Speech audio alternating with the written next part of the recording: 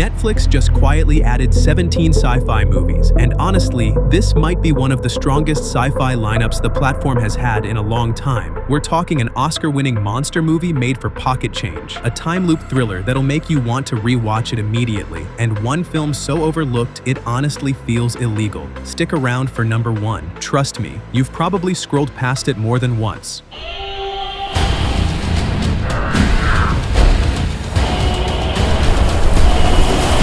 Kicking things off at number 17, and I already know what you're thinking. Jurassic World: Fallen Kingdom? Seriously? Hear me out. Yes, the Jurassic sequels have a reputation problem, but this one does something the others don't. It gets genuinely scary. The second half of this movie is basically a gothic horror film trapped inside a dinosaur movie. A genetically engineered monster stalking people through a dark, rain-soaked mansion? That alone makes the movie worth watching. The Indoraptor creeping through those shadows with its glowing eye is pure nightmare fuel. It's not the best Jurassic film, not even close, but it might be the most underrated one. The storytelling takes risks the other sequels were too scared to attempt. Sometimes a movie doesn't need to be a masterpiece. It just needs one scene that lives rent-free in your head. This has that scene. Coming in at number 16, Atlas.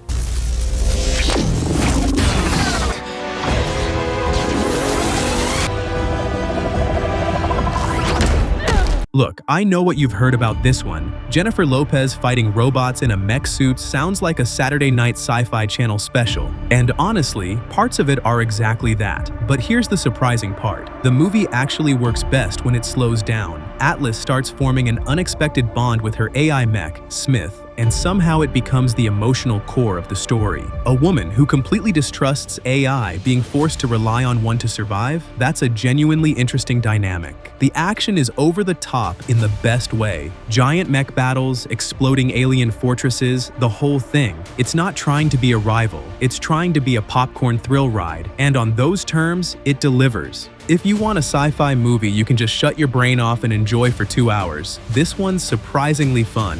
Number 15. Subservience. Megan Fox as an AI domestic helper who becomes dangerously obsessed with her owner's family. Sound familiar? Yeah, it's basically Megan meets Fatal Attraction. But here's the thing, it's actually far more unsettling than it has any right to be. Fox plays Alice with this cold, calculated warmth that makes every scene feel wrong before anything even happens. You know something is off, you just can't look away. The tension builds slowly, which is rare for this kind of movie. Most AI goes rogue films jump straight to the kills. Subservience makes you sit with the creepiness first. The scene where Alice replaces the wife's role in the household is deeply uncomfortable in the best way.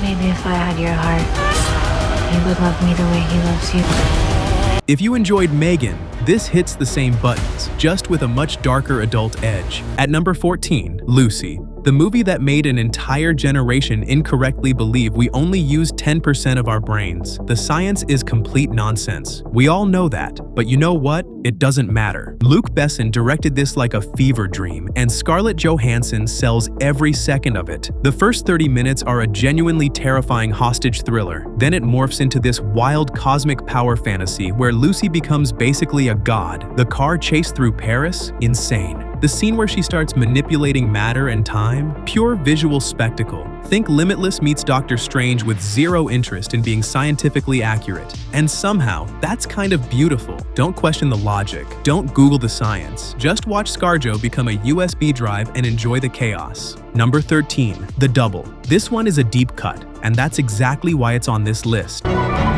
He stole my face. This is not me.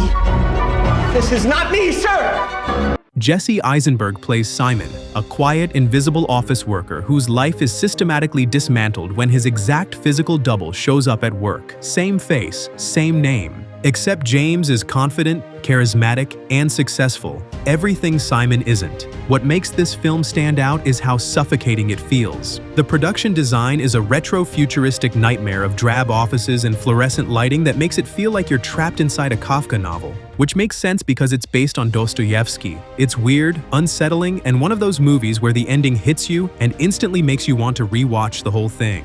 If you like your sci-fi with a side of existential dread, this is a must-watch. Entering the top 12, and yes, I'm putting Waterworld on this list. Fight me. This movie has one of the most unjustified bad reputations in sci-fi history.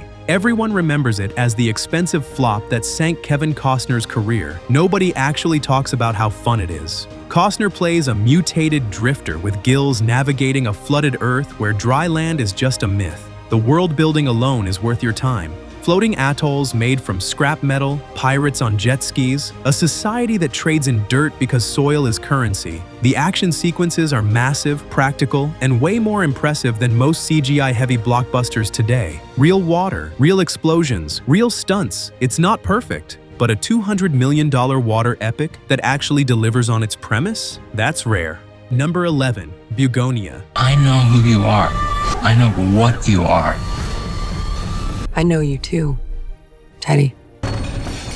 Two conspiracy-obsessed men kidnap a powerful tech CEO convinced she's an alien trying to destroy Earth.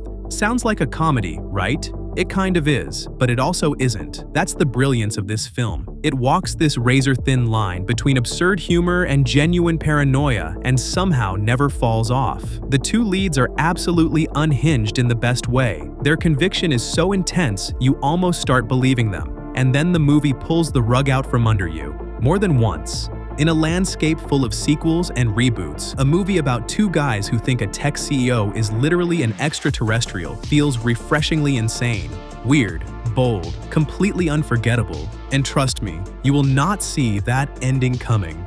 Cracking the top 10, Mortal Engines. What is that? That is London.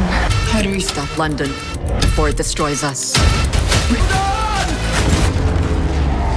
Peter Jackson produced this, and you can feel his fingerprints all over it. The concept is genuinely wild. In a post-apocalyptic future, entire cities are mounted on massive tracks and hunt each other across wastelands. London is a predator city that literally eats smaller towns for resources. The visual world building is incredible. The scene where London consumes a smaller mining town is one of the most jaw-dropping sequences in any sci-fi movie. It's the kind of scale that makes you want a bigger screen immediately. The story itself is standard young adult hero's journey stuff. Heroine with a mysterious past, rebel alliance, that whole playbook. But the visuals and sheer ambition of the world carry it. This movie bombed hard at the box office, which is a shame because the universe it creates deserves way more exploration. At number 9, Starship Troopers.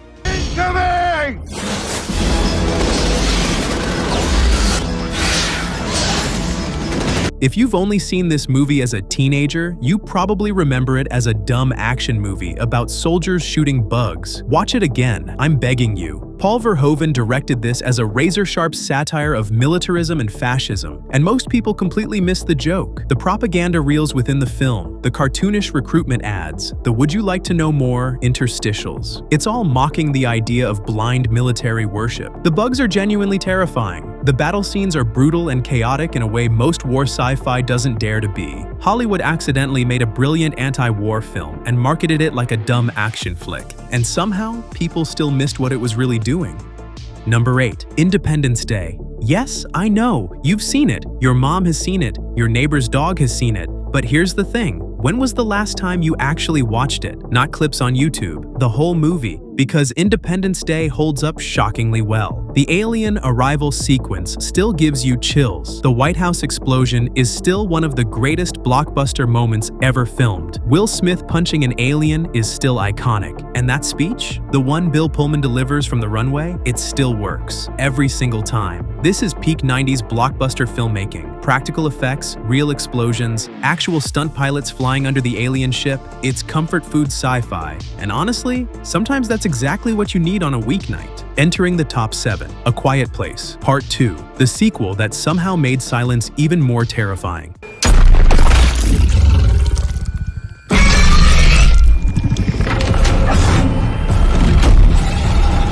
This movie does something most horror sequels never attempt. It expands the world. The first film trapped you in one farmhouse. Part 2 throws you straight into the apocalypse, and it's brutal. The opening sequence alone, showing day 1 of the invasion, is one of the most intense 15 minutes in any horror film ever made. Cillian Murphy delivers a devastating performance as a survivor who's lost everything and frankly doesn't care who makes it anymore. The island sequence adds a whole new layer to the mythology, and the sound design, every snap of a twig, every breath held too long, it's all weaponized against you. Drop your pick in the comments, part 1 or part 2. At number 6, The Fifth Element. If this movie came out today, it would break the internet. Luc Besson created something that shouldn't work on paper. A wisecracking cab driver, a supreme being who speaks the divine language, a blue opera-singing alien, and Gary Oldman as the hammiest villain in sci-fi history. But somehow, it all works. It's electric. The production design is a riot of color and imagination that makes most modern sci-fi look like it was filmed in a parking garage. The diva dance sequence is one of the most iconic scenes in any genre, and Chris Tucker as Ruby Rhod is so chaotic,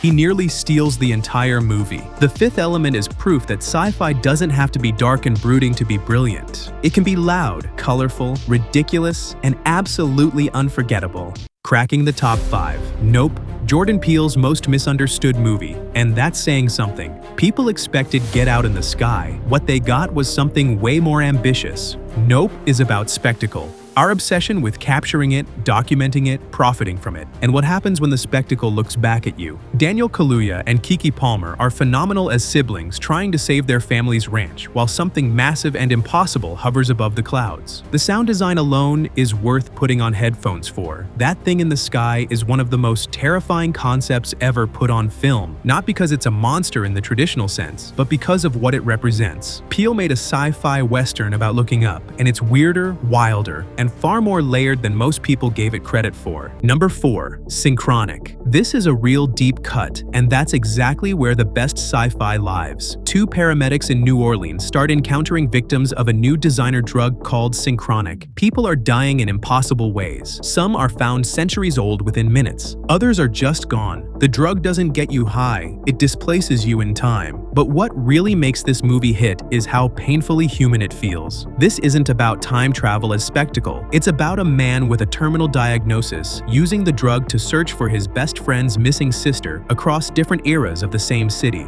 New Orleans becomes a character itself, shifted, flooded, unrecognizable across centuries. Think Coherence meets the time traveler's wife with a dash of genuine heartbreak, and that ending? It'll stay with you for days. Entering the top 3, Under the Skin. Scarlett Johansson plays an alien entity driving a van through Scotland, seducing and consuming lonely men. That is the entire film, and it's one of the most disturbing, beautiful, and hauntingly original sci-fi films ever made. Jonathan Glazer shot this with hidden cameras in real streets. Most of the men who approach Johansson's van are not actors. They're real people who had no idea they were being filmed. That authenticity makes every encounter feel unsettling in a way very few movies can replicate. The visual language is unlike anything else. The black void where the victims sink into nothingness. The beach scene.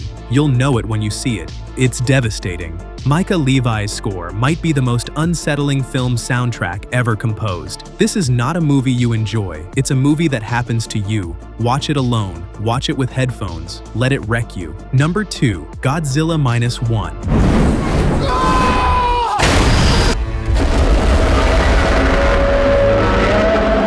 A Japanese studio made this for $10 million. $10 million. That's the catering budget on a Marvel movie, and it won the Oscar for Best Visual Effects. It embarrassed Hollywood blockbusters that spent 20 times more. The story follows a failed kamikaze pilot living in post-war Japan, drowning in survivor's guilt when a living weapon of mass destruction rises from the sea. But what really makes this movie hit is how deeply human it feels. This isn't about a giant lizard smashing buildings, it's about people who've already lost everything finding a reason to fight when the government won't. The scene where Godzilla unleashes his atomic breath for the first time, your jaw will be on the floor. The devastation is absolute, and the final plan to take him down, pure nerve and sacrifice. Hollywood spent 70 years trying to make a Godzilla movie this emotional. Japan pulled it off on a shoestring budget. And at number 1, Edge of Tomorrow, one of the most underrated sci-fi movies of the last decade. Full stop. I'm not a soldier. Of course you're not. You're a weapon. Tom Cruise plays a cowardly public relations officer who gets thrown into a war against aliens, dies in combat, and wakes up the morning before the battle. Every death resets the day. Every failure teaches him something. He relives the same brutal, hopeless day hundreds of times, slowly evolving from a complete liability into the most lethal soldier on the planet. Emily Blunt is phenomenal as Rita, the hardened veteran who fought through the same loop before him. The action is relentless, the humor is sharper than it has any right to be, and the emotional gut punch when you realize what resetting the day actually costs? Devastating. Think Groundhog Day meets Saving Private Ryan with a dash of video game logic. This movie bombed at the box office because nobody really knew how to market it. Don't make the same mistake. Go watch it. And that's the list. 17 sci-fi movies Netflix just added that are absolutely worth your time. Start from the top or work your way up. Either way, you're in for a hell of a ride. If you watch only one movie from this list, make it number 1. And if you think I got the rankings wrong, fight me in the comments. I read every single one. Subscribe for more hidden gems every week. Thanks for watching, happy binging, and I'll see you in the next one.